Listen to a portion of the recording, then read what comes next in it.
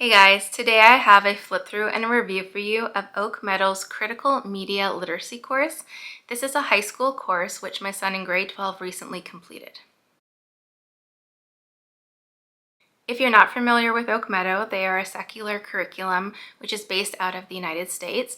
They have both a curriculum component, or there is also the option for distance education, which I believe give credits as well. I just picked up this course along with one other for my son, so he's not doing the distance part, just this course. I'm going to go ahead and turn the camera around, give you a quick look at all the different components that you need to do the course. Then I'll come back here and share my thoughts about it. Here's what you need for the course. I'm going to start with the teacher book.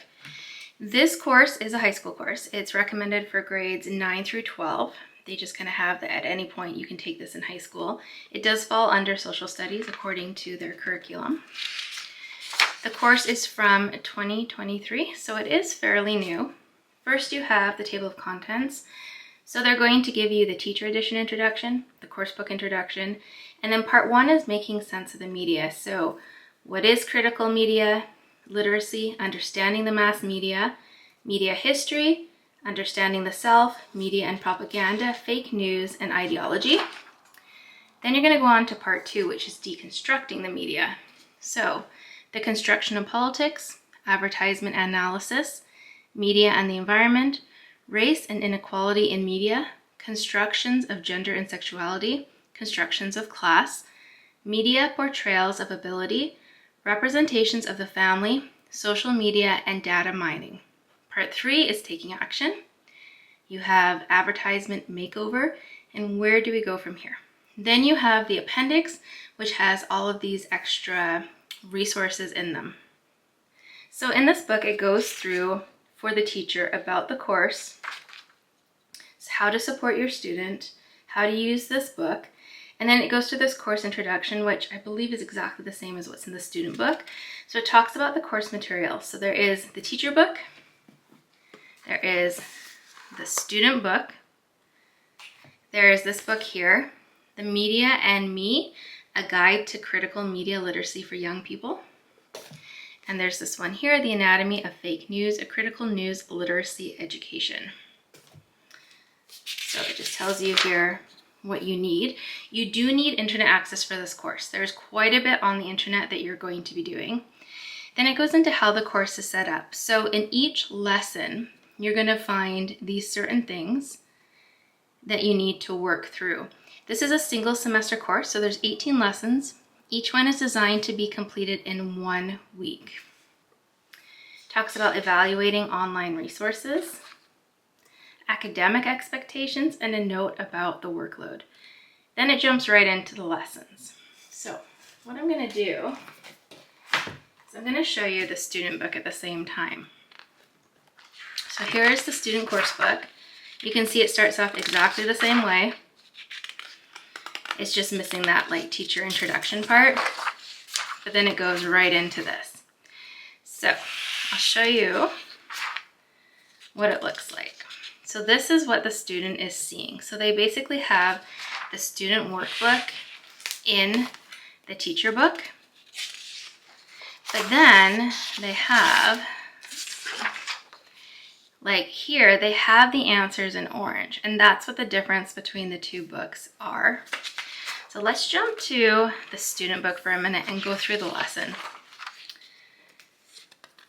Where am I here? Okay.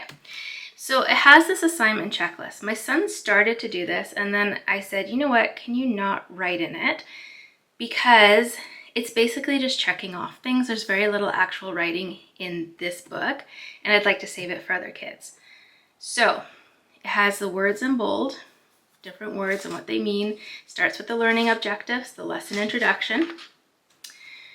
Then you have key concepts, vocabulary, reading, what you need to do.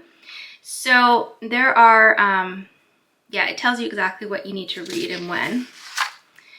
Then it has watch this. So here's part of the internet. They have YouTube links. And this is the discussion part. What do you think?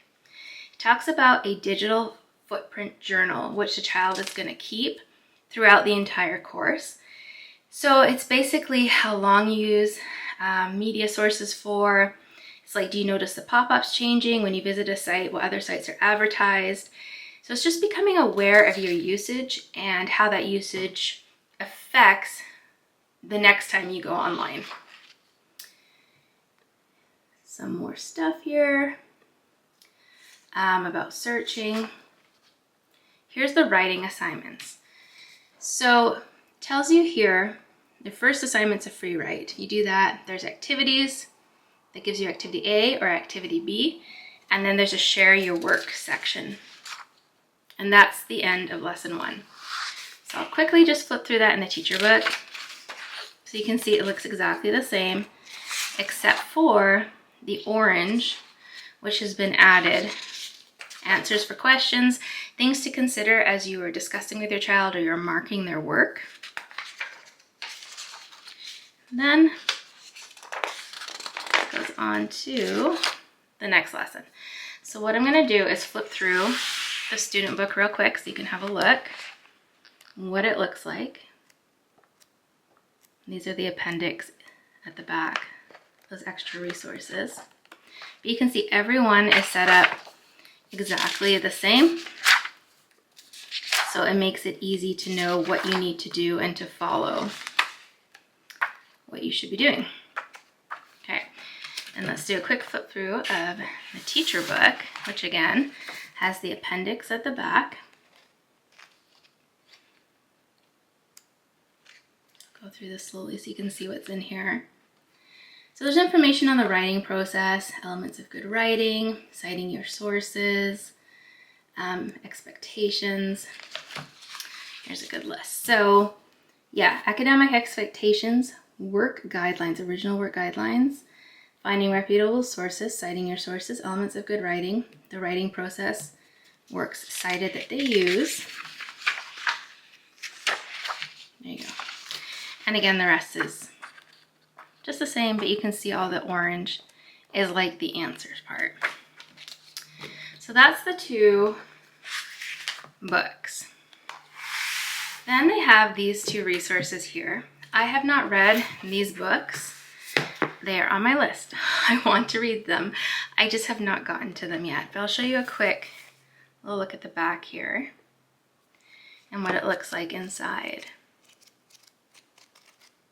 Quite small printing, and it is a thicker book.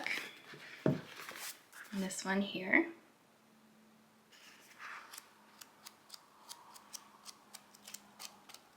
This one's broken up a little bit more.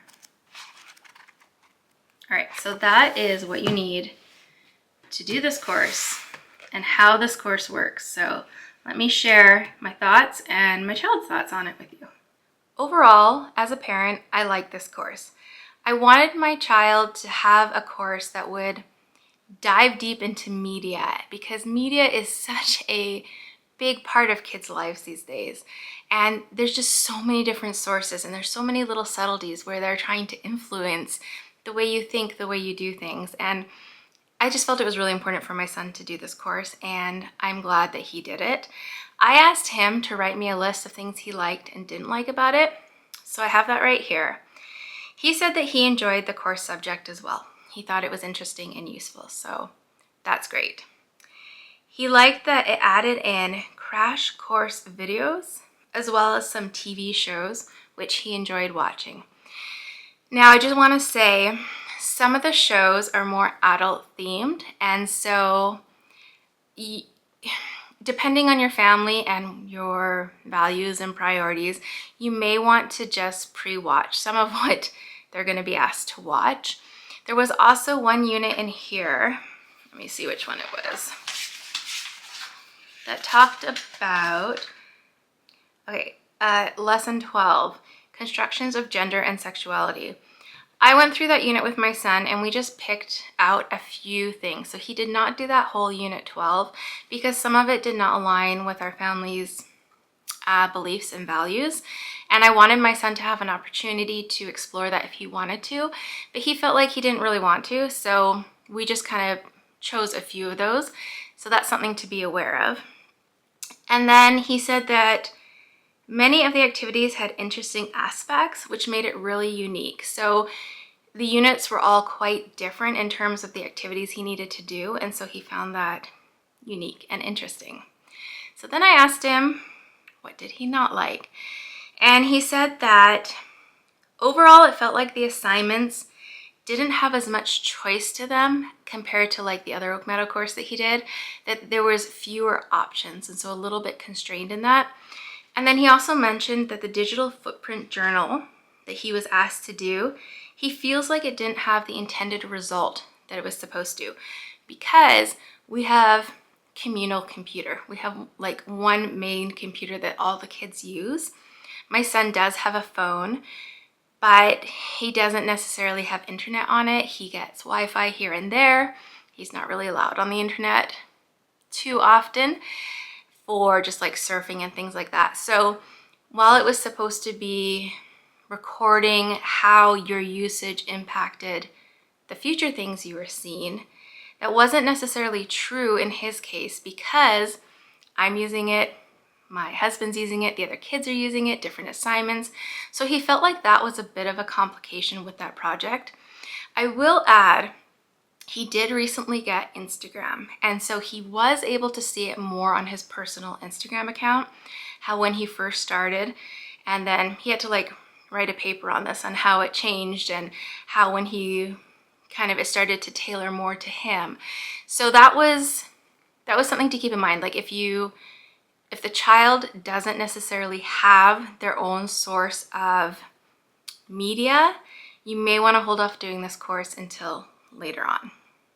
Now, when it comes to cost, this was a very, very expensive curriculum.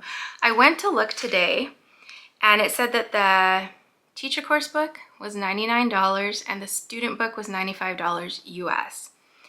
I have a feeling they were higher when I bought them, because I bought them on sale and I paid $85 for the student and $95 for the teacher, and it said it was like a $30-something discount. So it was very expensive. Also, as I'm Canadian, I had to convert that to Canadian money, and it was $30 shipping US, which was quite a bit. So it's one of the more expensive courses. I do feel that it's worth it. I think you can do the course without the teacher book, absolutely, but I think it's worth having it. I'm trying to think if there's anything else that I missed. If there's something like a question you have about the course, let me know in the comments down below. I always try to respond to all of the comments you guys leave, and I appreciate when you do leave them. Otherwise, I hope this has given you a good idea of the course and that it finds you having a great day. Take care.